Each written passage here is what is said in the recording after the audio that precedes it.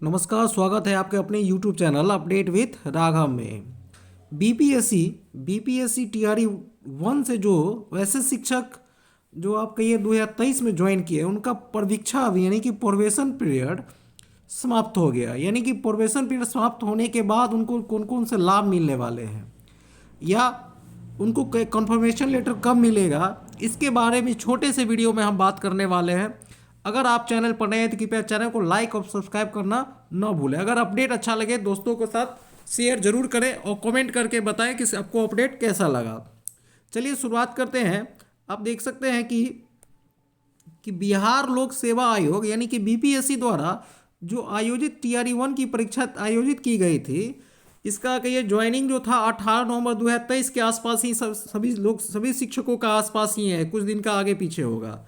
उनका कन्फर्मेशन जो हुआ था 30 नवंबर 2025 में कंप्लीट हो जाता है उनकी परीक्षा अवधि। यानी शिक्षक नियुक्ति परीक्षा के तहत नियुक्त शिक्षकों के लिए प्रोबेशन पीरियड जो था यानी परीक्षा अवधि, उसके बाद की प्रक्रिया काफ़ी महत्वपूर्ण मानी जाती है, क्योंकि बिहार विद्यालय विशिष्ट शिक्षक नियमावली और विभाग यानी कि शिक्षा विभाग के निर्देश के अनुसार यहाँ प्रोबेशन पीरियड से जुड़ी मुख्य बातें दी गई है।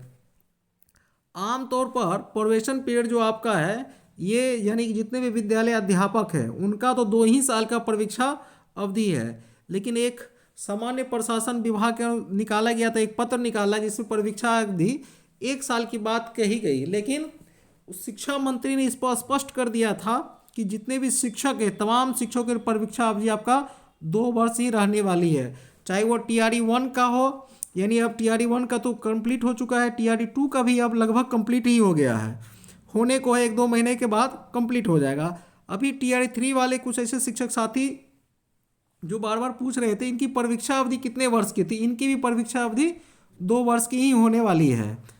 आप देख सकते हैं कि नवनियुक्त जितने भी शिक्षक के लिए प्रोबेशन पीरियड को 2 वर्ष यानी 24 महीना ही रखा गया है, इसमें कमी नहीं की गई है। इस अवधि में आपके कार्यभार यानी कि आप ज्वाइनिंग करने की तिथि से शुरू हो जाता है।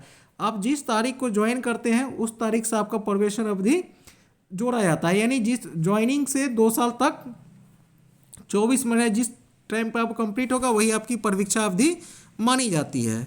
इसके अलावा यदि 2 वर्ष में आपका कार्य यानी कि 2 वर्ष में आपका कार्य अगर संतोषजनक है नहीं है, ये कार्य आपका संतोषजनक नहीं पाया जाता है, तो विभाग इस अवधि को 1 वर्ष के लिए एक्सटेंड करता है। यानी आपका जो कार्य इस अवधि में कंप्लीट यानी कि अच्छा नहीं, संतोषजनक, सेटिस्फिकेशन वाली बात नहीं मानता है विभाग, तो आपका 1 साल का और एक्सटेंड किया जा सकता है। इसके बाद यानी कि आपको प्रोबेशन पीरियड के बाद क्या होता है, सेवा संपुष्टि यानी इसको कन्फर्मेशन कहिए। यानी कि आप अगर 2 साल की सेवा सफलतापूर्वक पूरी करने के बाद आपका जो अस्थायीकरण यानी कन्फर्मेशन होता है, तब इसके लिए निम्नलिखित शर्तों को पूरी करना अनिवार्य है। आप एचआरएमएस पोर्टल पर देखा जा सकता है, शिक्षक अपना एचआरएमएस पोर्टल जब खोलेंगे तो वहाँ पर कन्फर्मेशन डेट आपका लिखा होगा, जो टीआरई 1 वाले 2 वाले या 3 वाले सबका कन्फर्मेशन डेट लिखा होगा कि कब आपका सर्विस जो है कंफर्म होती है। वहाँ पर आपका डेट देखिएगा तो वहाँ पर भी आपको 2 साल ही शायद दिखेगा। अब इसकी आवश्यक शर्तें क्या क्या हो सकती है। अब देखिए, पहले शर्त रखा गया कि भाई इस अवधि में जो है आपका जो है ना संतोषजनक सेवा होना, यानी पिछला रिकॉर्ड और कार्य प्रदर्शन अच्छा होना चाहिए। दूसरी बात जो बात कही जा रही है, यदि विभाग द्वारा कोई विशेष विभागीय परीक्षा ली जा रही है या अनिवार्य प्रशिक्षण होना है, जैसे आपको दीक्षा पोर्टल हो या इंडक्शन ट्रेनिंग दिलवाई जाती है या इन सर्विस ट्रेनिंग दिलवाई जाती है, उसमें आपको भाग लेना अनिवार्य है। यानी अगर ये सब एग्ज़ाम को कंडक्ट किया जाता है तो उसमें पास करना भी आपका अनिवार्य है। यानी उसमें जब भाग लेते हैं तो उसमें टेस्ट एग्ज़ाम जो होगी उसमें भी पास करना अनिवार्य है। इसके बाद आपका जो वेरिफिकेशन होना है, यानी कि एक बार तो दस्तावेज आपका जमा कर चुके हैं, अगर विभाग चाहे तो दोबारा इसका आपका दस्तावेज का सत्यापन करवा सकती है। आपके द्वारा सभी शैक्षणिक और प्रशैक्षणिक प्रमाण पत्र, जैसे आपने सीटेट क्वालिफाई किया होगा या स्टेट क्वालिफाइड किया होगा, फिर आपने शैक्षणिक में बीएड किया होगा या डीएलएड किया होगा, या आपका जो डॉक्यूमेंट्स वगैरह होंगे जैसे मैट्रिक इंटर होगा, इसको वेरिफिकेशन भी पूर्ण होना भी चाहिए। यानी इस अवधि में अगर ये सब कंप्लीट हो जाता है ये सारी बातें, तो आपको कन्फर्मेशन लेटर दिया जाता है।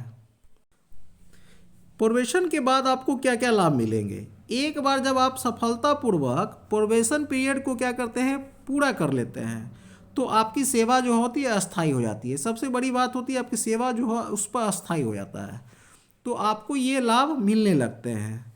पहला जो बताया जा रहा है, जैसे कि देखिए यहाँ बताएगा वेतन वृद्धि का लाभ। वेतन वृद्धि का लाभ आपको परीक्षा अवधि में भी मिल रहा है, जो गलत है। ये 3% का लाभ आपको परीक्षा अवधि में भी मिलता है।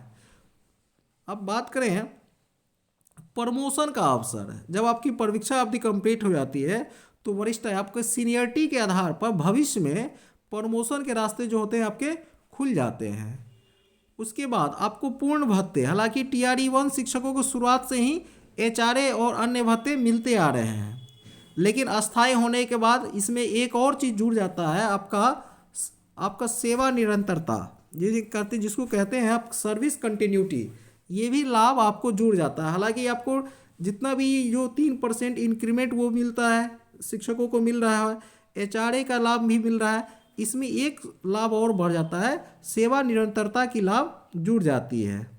और सबसे बड़ी बात अगर कहा जाए तो इस अवधि में क्या है, आपका सर्विस बुक आपका खुलना होगा। महत्वपूर्ण नोट, सेवा पुस्तिका जो है आपका, इसमें इनका सेवा पुस्तिका का संधारण हो जाता है। प्रोबेशन पीरियड के दौरान ही आपकी सर्विस बुक तैयार की जाती है, यानी इसी पीरियड में आपका क्या होता है, सर्विस बुक बनता है। और यह सुनिश्चित करें कि आपके सभी जो विवरण आपने जो दिया है, जैसे आपका प्रान नंबर वगैरह है, ज्वाइनिंग तिथि सही होनी चाहिए, और प्रशिक्षण का विवरण भी इसमें सही सर्विस बुक में दर्ज है कि नहीं, उसमें आपका थंब इम्प्रेशन होगा, आपका कौन सा थंब, यानी हर 4-5 उंगली को निशान होनी चाहिए, और इस पर आपने अपना सिग्नेचर किया है कि नहीं, इस बातों को बड़े ध्यान से देखना पड़ेगा आपको, और ये सारे विवरण आपके सही होने चाहिए। अगर आपको हमारा अपडेट अच्छा लगे तो कृपया चैनल को लाइक और सब्सक्राइब करना ना भूलें, और दोस्तों को शेयर जरूर करें और कमेंट करके ज़रूर बताएं कि आपको अपडेट हमारा कैसा लगे।